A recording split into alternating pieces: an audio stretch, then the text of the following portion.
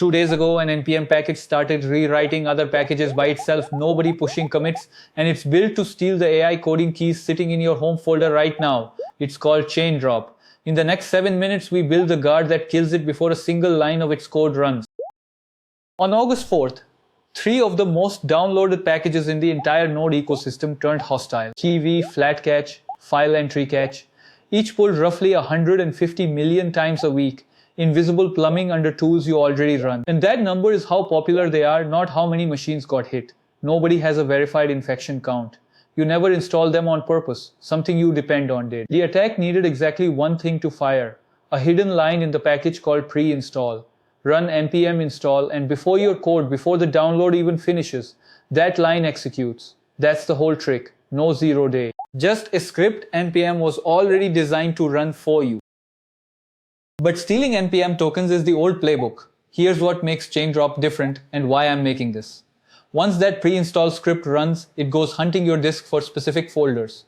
.claude, .cursor, .openai, .anthropic. The credential files your AI coding assistant leaves behind. First step security's forensic write-up, it grabs npm, GitHub, AWS, Kubernetes, and HashiCorp vault secrets too. But the AI keys are the new prize. The tools we all just adopted became the softest target on the machine. So how did 3 packages become hundreds? Slow down here, this is the part worth understanding. It started with one hacked account. The attacker got into the GitHub account of the maintainer behind Kiwi and Cacheable. A trusted dev with publish rights to packages the whole ecosystem leans on. From that one foothold, it's a worm. It replicates with nobody driving it. Follow the loop. 1. The payload steals the npm publish token off the infected machine. 2. With that token, it asks the registry a simple question. What other packages does this person maintain? 3. It clones itself into every one of them. 4. The ugly clever bit, it bumps the version by the smallest possible step. A patch 6.123 becomes 6.124. 5. It republishes. Now every project set to auto-update pulls the poison patch. Every maintainer who installs it hands over their token and the loop restarts on their packages. That's not linear, it's exponential. Step Security counted 444 packages across 2200 versions in about 4 hours, a dozen plus orgs. Some outlets said 1300. The count still varies, so treat the exact number as moving. The shape is the point. One stolen token becomes a chain reaction. And this didn't come from nowhere. ChainDrop is the 4th generation of the same idea. Shai-Hulud hit npm in September 2025. Shai-Hulud 2.0 followed that November, around 700 packages. Mini Shai-Hulud came in May 2026. Now ChainDrop in August, each sharper than the last. Here's the root cause, none of them had to work around. npm by default will run that pre-install script automatically with your full user permissions the moment a package lands, before you've imported a single thing. ChainDrop's version quietly downloads a copy of the bun runtime from GitHub and uses that to execute an obfuscated payload, so it doesn't even lean on your node setup. That's not a bug it exploited, it's a feature npm shipped years ago and the ecosystem never took back. Okay, enough about the attack. If a hidden install script is what fires this thing, the defense is obvious. Catch packages that carry install scripts and catch known bad versions before install runs. So let's build exactly that. About 50 lines of node, no dependencies, no paid service. Every project has a package-lock.json, the exact pinned list of every package and version you actually pull, dependencies of dependencies included. That's our input. The script reads it and flattens it into a list of name and version pairs.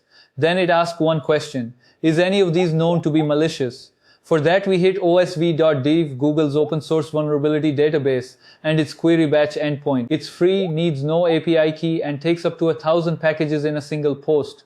We send the whole list. It returns which exact versions have advisories filed against them. Key v6.0.0 comes back flagged in red. But here's the guardrail that matters. OSV only knows what's already been reported. At hour 0, a brand new worm isn't in any database, which is exactly why npm audit misses it early. Advisories arrive after the damage.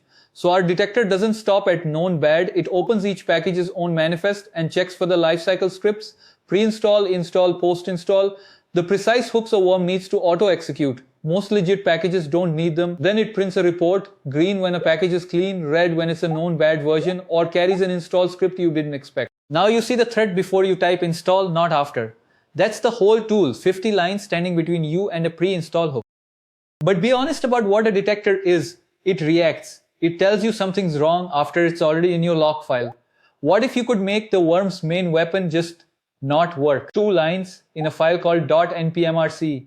Line 1, ignore scripts equals true. That tells npm never auto-run preinstall, install or postinstall for anything. The exact trigger ChainDrop needs, switched off globally.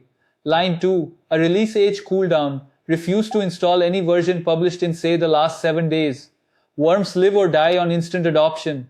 A patch republished an hour ago can't reach you if your machine won't touch anything younger than a week. And by the time 7 days pass, the advisory exists and OSV flags it. Detection and prevention covering each other's blind spot. 2 commands to finish. First, npm audit signatures. It verifies the packages you pulled were actually signed by the registry, catching tampered artifacts.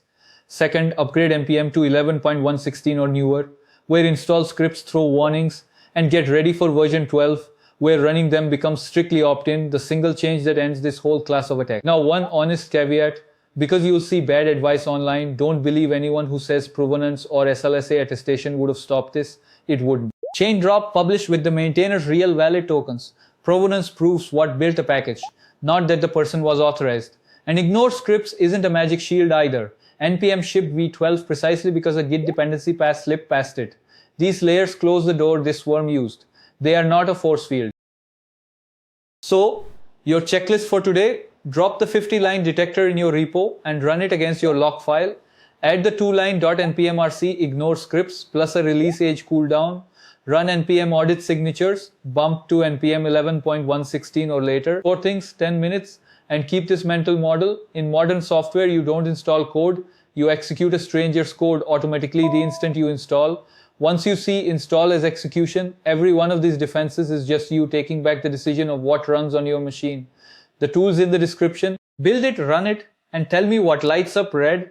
I'm genuinely curious what's already in your log file.